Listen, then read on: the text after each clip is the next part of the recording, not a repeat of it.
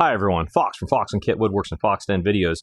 Are you looking for a table saw that's not going to break the bank, but it's going to have plenty of features for you to be able to grow with your shop or be able to do a few more things? Well, this Skil 10-inch TS6307 table saw I think is going to be the table saw for you. Now that being said, I did not stumble across this on my own. I actually was watching a bunch of reviews a few years ago looking for a new table saw to upgrade to, and from watching 731 Woodworks and another gentleman, I was like, you know what, I think this is going to be my table saw.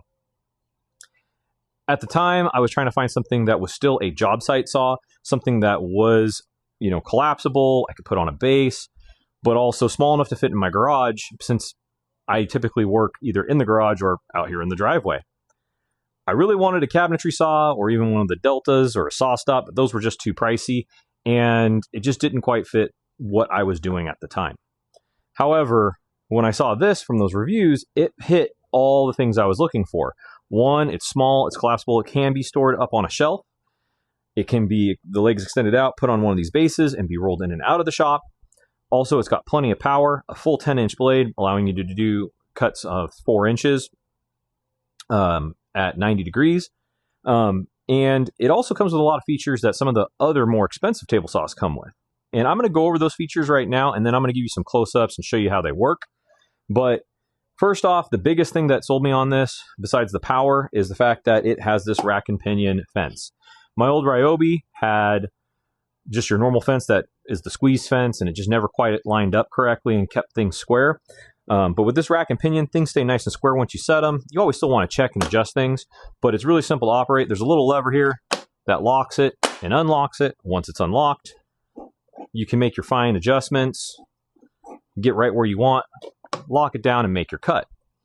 Additionally, it has this removable fence, which can expand it out to be able to cut out to 26 inches. And all you do is lift those tabs up, get it locked back down into these two nuts, flip them down, and you're locked back into business. And now you've increased your cutting ability by 4 inches. The nice thing I like about this too is each of those nuts are independently adjustable. So when you're actually setting up your adjustments to make everything nice and square, you can set each of them independently and then they'll stay there. Versus, one simple system where if it's all on one and it can't be, you're just doing more adjustments up here or the blade. It can cut miters, bevels, I think we'll call it bevels. Bevels of 0 to 45 with stops at each of those. It also can cut to -2 and plus 47 if you remove those stops. The big other selling point on this to me is the fact that when you're trying to adjust your alignment of your blade to your miter, a lot of other table saws, you have to either take it apart, find the bolts inside or adjustment screws, adjust everything, tighten everything back up, and then, make your checks. On this one, there's actually a locking nut down here with a hand-turning pin that goes, counterclockwise and clockwise that actually adjusts that table saw blade so you can line it up with your miter slot. Outside of that, it comes with all your typical accoutrements that most table saws come with. A cheaper end miter gauge that works fine. It's just, metal and plastic. Might want to upgrade it to a more nicer one down the road. Comes in with your built-in push stick.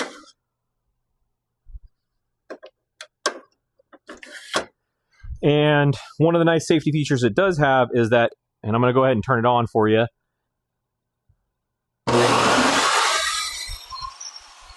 If it loses power,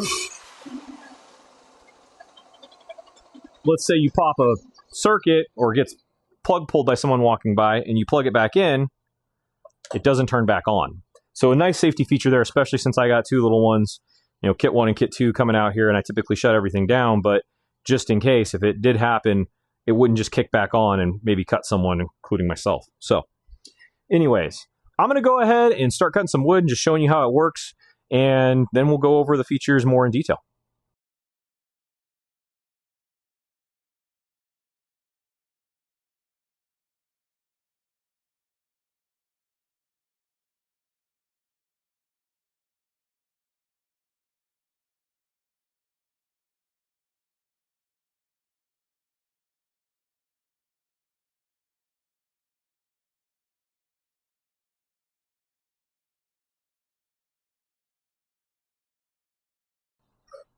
So as you can see with this table saw, it does a plenty fine job with the plywood there. That was just 3/4 inch plywood.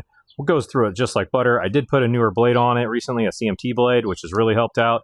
That is the one thing I will say. Any table saw you get, go ahead, use that blade to do some practice and test cuts, but go ahead and invest in a good blade, whether it's going to be your Diablo or CMT or the one that starts with an F. I can't think of the name of it right now.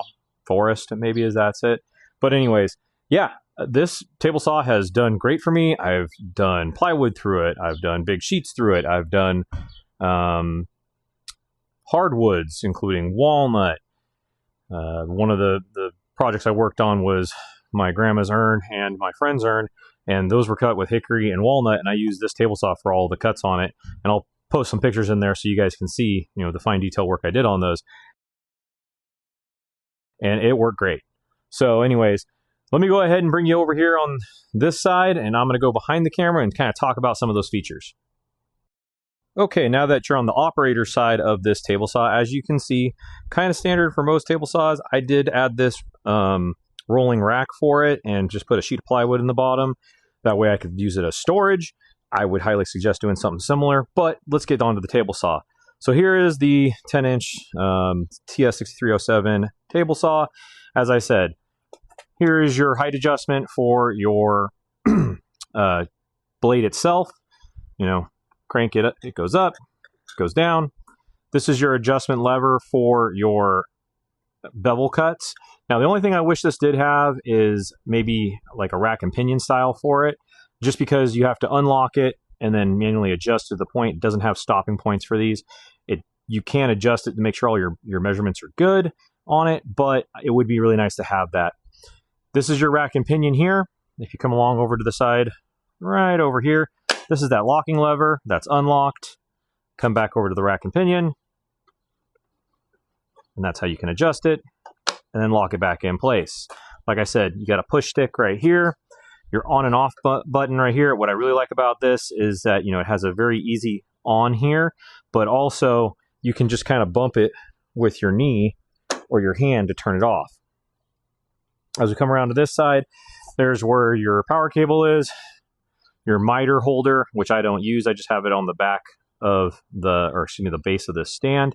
And then right in there, if you can see, if I can get it in frame, that little screw there that I'm focusing in on, that is your adjustment for the blade to your miter. So you unlock that with those little wings that are facing up at the 11 and down at the 5, and loosen that off, and then you can adjust it so that you can get it in line with your miters. So as I said before, trying to find, there we go. So yeah, that is the Skil TS6307. Hope you all like it. Have a great day.